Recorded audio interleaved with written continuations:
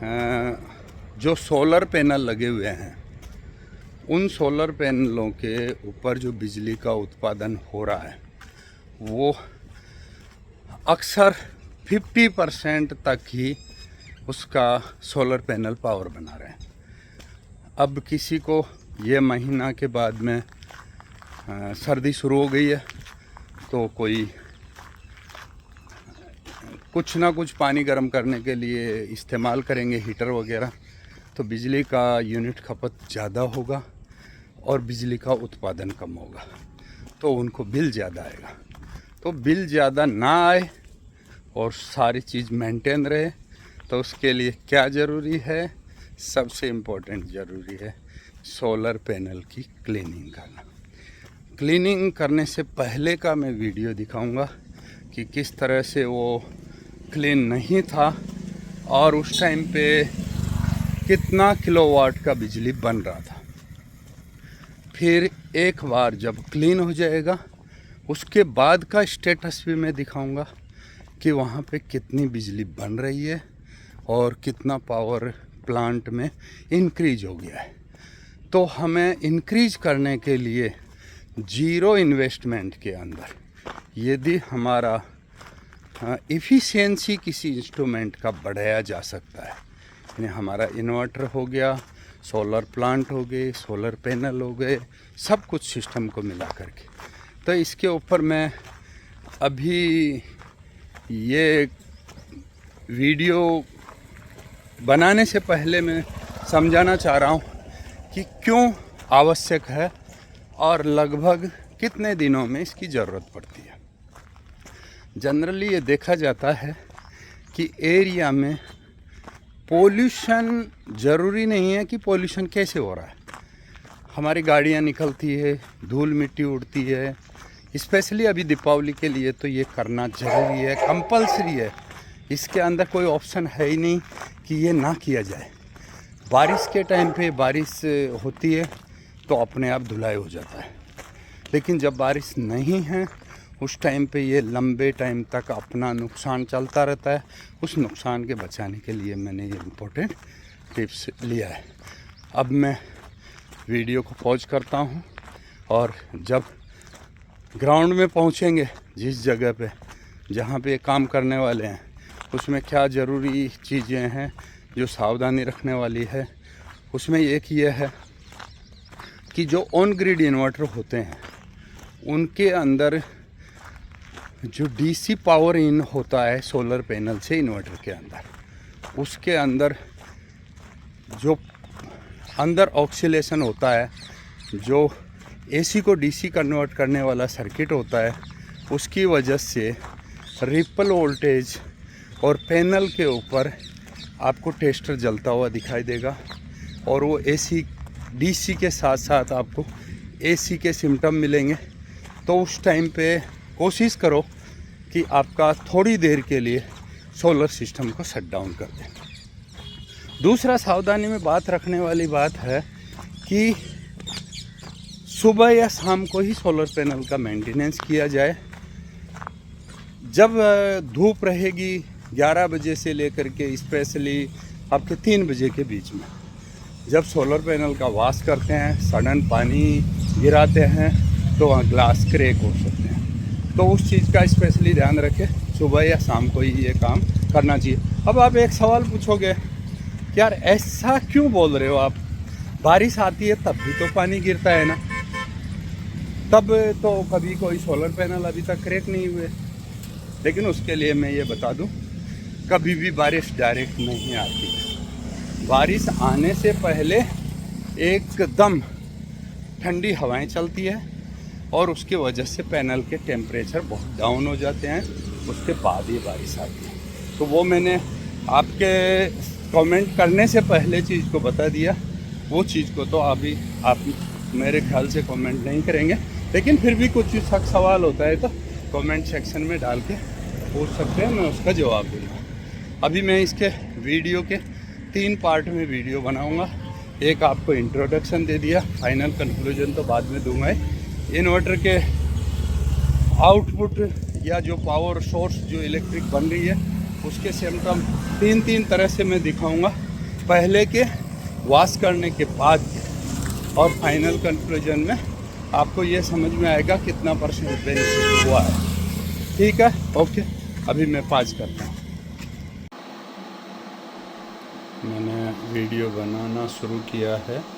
जो मीटर के अंदर जो स्टेट मिल रहा है, ये स्विच ऑन से आगे के सिम्टम दिखा रहा है कि कौन सी पोजीशन क्या क्या है, ताकि फिर मैं बाद में दिखा सकूं कि जब सोलर पैनल के वॉश हो जाएगा उसके बाद में आपका क्या क्या पोजीशन, वो स्विच तक दोबारा दिखा दिया। मेरे बैटरी चार्जर जो सर्किट है उसके बारे में बता रहा हूँ।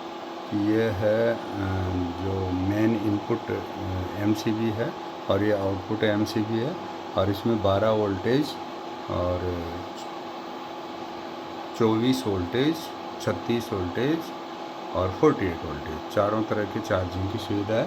तो इनके अंदर स्टेटस दिखाई दे रहा है कि बैटरी का वोल्टेज कितना हो रहा है और यहाँ पे जो कितना एम्पियर से चार्ज हो रहा है। इसमें मोड चेंज करके देख देते हैं। तो यहाँ पे PV जो पैनल का वोल्टेज कितना आ रहा है और उसका टोटल वाट कितना एनर्जी बन रहा है, फिर ये दोनों चीज़ दिखा दिया। बाकी चीज़ें देखने के लिए इसमें ज़रूरत नहीं है। मैं बाद में यही चीज़ें स्टेटस अपडेट करके दिखाऊंगा कि क्या क्या होता है। एक तो मैंने इन्वर्टर का कर दिया, एक बैटरी चार्जिंग का कर दिया, और भी एक मैंने पहले एक ऑफ ग्रिड इन्वर्टर का बैटरी चार्जिंग का तो बताया है। अभी ये नेक्स्ट है ऑनलाइन वाला, जिसके अंदर अभी मैं ये दिखा रहा हूँ कि दीपावली के पटाखे के दौरान धूल मिट्टी कितना जम गई है, जिसकी वजह से इसको क्लीनिंग की सख्त आवश्यकता है। मैं किसी एक जगह खड़ा होकर के चीज़ दिखाने वाला हूँ। अब ये बिल्कुल जूम करके दिखाता हूँ। ये पक्षी कबूतर आके यहाँ पे बीट कर देते हैं, और ये मान लो पर्टिकुलर सेल है, उसके सेल के ऊपर ये ज़्यादा होने की वजह से है। और अभी सन अप आता जा रहा है, धूप ज़्यादा हो रहा है। ये स्पेशली सोलर के जो कॉर्नर है, कॉर्नर पे मैं दिखाता हूँ। कॉर्नर पे ज़्यादा गंदगी कर देते हैं, ये ज़्यादा है, तो इसकी वजह से पावर बहुत ही कम बनने लग जाता है। ये लास्ट कॉर्नर पे भी देखेंगे, हमेशा कॉर्नर पे इनका जो गंदा करने वाला पक्षियों का है, इसका भी मैं राज बताऊंगा, इनका भी समाधान बताऊंगा कि इनके लिए बहुत से हैं। अगले कभी मैं जो वीडियो डालूंगा उसके अंदर बताऊंगा कि इनका लिए क्या समाधान है, बिना किसी जानवर को नुकसान पहुंचाओ। कोई पक्षी है, जानवर है, वो यहाँ पे आकर के पैनल का नुकसान। अब ये धूल मिट्टी को पहचानने के लिए मैं यहाँ पे करके दिखाता हूँ हाथ से कि ये कितना मिट्टी होने की वजह से, ये इतना मिट्टी है। इतना मिट्टी होने की वजह से है जो ये हम देख नहीं सकते कि पैनल की कितना बन पा रहा है। तो ये पावर का जो है, इस मिट्टी को यदि ठीक से हम वॉश कर देंगे तो उसके बाद ये बेनिफिट हो जाएगा। ठीक है, मैं अभी करता हूँ वॉश के लिए। नॉर्मल पाइप से जितना दूर जाता है उतना ट्राई करेंगे और ऐसे साफ़ करेंगे इसमें। लेकिन देखो ज़्यादा दूर तक पानी नहीं जा पा रहा है, तो इसके लिए हमने क्या है, एक नोज़ल ले लिया। नोज़ल लेने की वजह से इसमें इजी से सफाई कर पाएंगे। मैंने छोटा सा एक नोज़ल ले लिया। इस नोज़ल के प्रेशर की वजह से पानी बहुत दूर तक जाएगा, तो हम आराम से साफ़ कर पाएंगे। पानी का प्रेशर का देख सकते हैं कितना दूर तक जा पाता है, तो हम नोज़ल की हेल्प की मदद से आराम से धो सकते हैं। एक बार हम नोज़ल के प्रेशर की वजह से अच्छा से पैनल साफ़ कर पाएंगे, और एक बार गीला करने के बाद में क्या करेंगे, हम पोछा ले करके आराम से घुमाएंगे, लेकिन एक बार पानी डाल के थोड़ी देर के बाद, तो ईजीएस्ट आराम से साफ़ हो जाएगा। ये ज़्यादा मेहनत करने की ज़रूरत नहीं पड़ेगी। हेलो दोस्तों, अभी हमने ये पैनल वॉश कर दिए हैं। वॉश करने के बाद इसके अंदर तकरीबन क्लियर हो गया है, हर जगह कपड़ा नहीं मारा था, सिर्फ ऐसे पानी मार दिया। पानी मारने के बाद का अभी आउटपुट इसका देखेंगे कि पावर कितना जनरेट हो रहा है। और साथ में दोस्तों में अभी वाला जो है वॉश करने के बाद और कैसा आउटपुट मिल रहा है, और इसके अंदर हम इन्वर्टर पे देख सकते हैं ऑन ग्रिड में।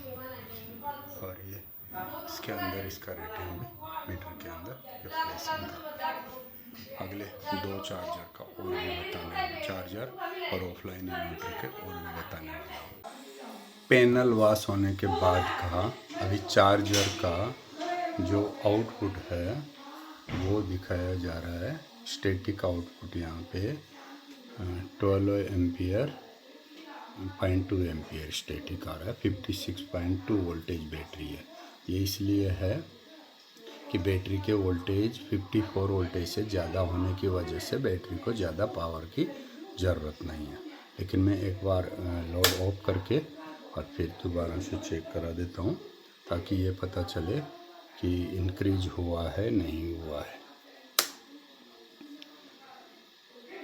अभी दोबारा देख सकते हो, आपको 18 एम्पियर तक अप टू चार्जिंग गया था। इसका मतलब पावर 18 एम्पियर तक का बन रहा है, ज़्यादा हुआ है। और इसके वाटेज भी देखते हैं अभी कितना वाटेज में जा रहा है। 13.4 टेम्परेचर को तो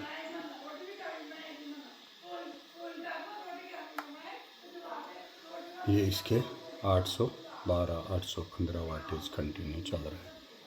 पैनल पावर एक बार ऑफ करके देख लेते हैं। 0 वाटेज। पैनल ऑन करने के बाद कितना आउटपुट तक वाटेज में दिखाता है। 1089 तक इसमें पावर आ रहा है।